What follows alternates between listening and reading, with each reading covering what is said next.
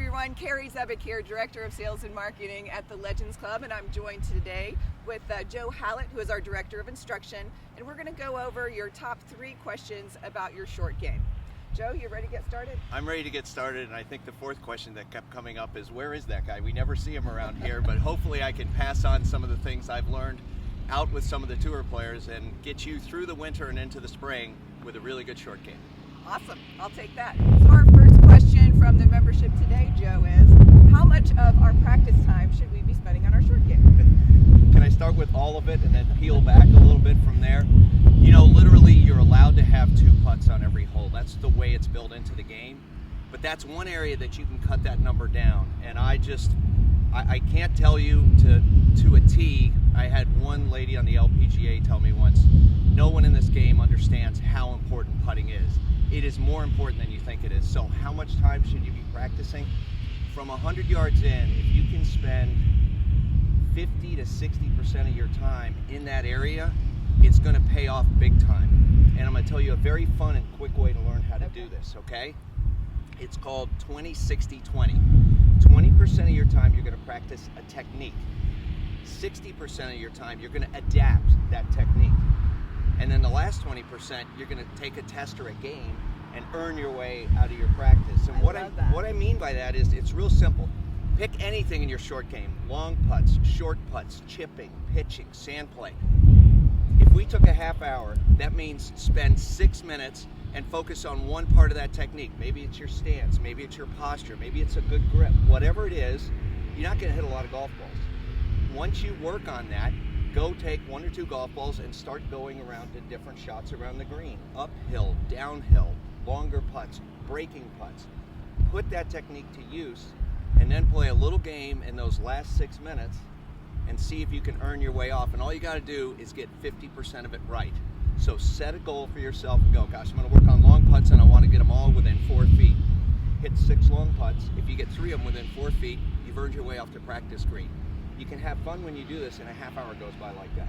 You know, it's interesting that you bring that up. I played golf with my brothers growing up, and we used to play horse like you would in basketball out here on the chipping area, you know, and you get to pick where every shot and, you know, over this and through there and whoever gets it. And I learned to be a really good short game player just by playing that game.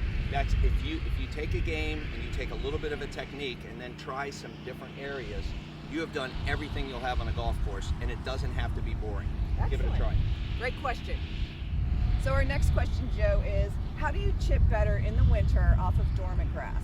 That's a great question. That is a great question, and literally in the summer we have crabgrass, and literally I've heard it in the winter called crapgrass, if there is any, and that's part of the problem with chipping in the winter.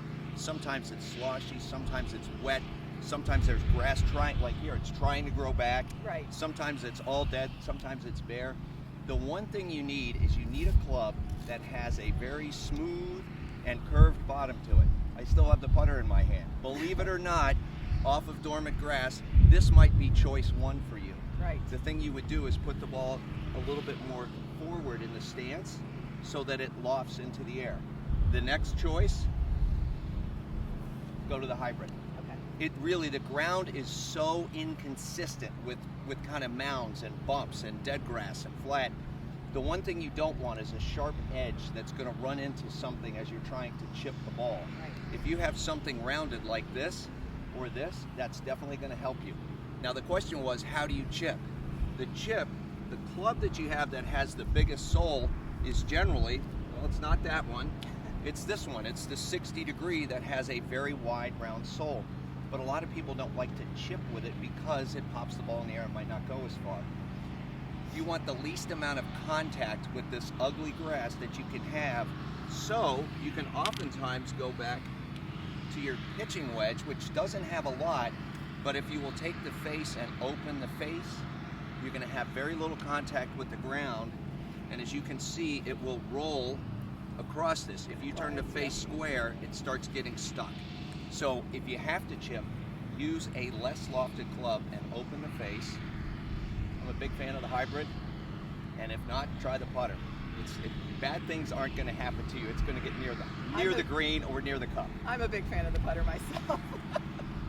All right, awesome. So the third question that we have, and I know many people have, Joe, whack. Is there any coincidence that's also the third question for 3 putts? Look, there's a very simple answer on 3 putts, and I'm going to tell you a very interesting fact right off of the bat. That is, on the PGA Tour and the LPGA Tour, over 30 feet. Once you have a putt over 30 feet, if you 2-putt, you gain strokes on those tours. Those are the best players in the world. They're the best in the world, and once you get outside 30 feet, which is not that far, believe it or not. Right. So, if you're outside 30 feet, learn how to 2-putt. How do we get rid of 3 putts? It's all in the same realm. Makes us a better player. You got to learn speed or speed control. The best drill I know to work on speed control is to try and hit a putt 10 feet, 15 feet, and 20 feet. And the key to doing that is doing it without aiming at a cup or a flag. So if I'm going to hit some putts here, I want to learn some speed control where that is potentially a 10-foot putt. This is potentially a 15-foot putt. And hopefully, I'm a little short on my 20-foot putt. That's okay. So the key is practice that. Try 10, 15, 20. Once you get good at that, go 15, 20, 25. Once you get good at that, go to 30 feet. Once you get those spaced apart, try going backwards. And if you can control it going forward and backwards, you're really going to be in control of your speed, and you really don't have to measure your putts. All you have to do is simply walk and go 1, 2, 3, 4. So when I get up to the green, I walk back from the flag and I go, wow, that's a 7-step putt, and I know how to hit that.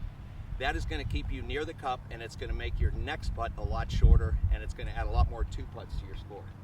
That's some great advice. I love those tips, and I think it would especially help when you're playing on a new grass. So if you're traveling and you're playing like a heavy Bermuda or something and you're used to a really slick Bermuda, this might be something, a good warm-up for you before you go out and play, and maybe help to reduce some of those putts out there.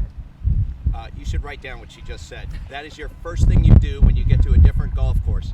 Putt to no hole and see how those putts run out, and all of a sudden you're going to be a friend to those greens and not scratch your head the rest of the day. Love it. Well, that's it, guys. Thank you so much for sending in all of your questions. Joe, thank you very much for coming out and sharing some of your insight today. Any last thing to say? You know, this is the non-sexy, non-glamorous part of the game. You know, oh wow, I made a putt. Oh wow, I hit a good chip. But this is the part of the game that if you don't pay attention to it, you will be absolutely just kicking yourself going around the golf course going, how did I just make a double bogey when I was just off the green? Not sexy, not glamorous, but boy, does it make a difference in your score. I disagree. I think low scores are sexy. So Yeah, thanks good point. Thanks so much for coming out. Members, thank you very much for participating. We'll see you next time.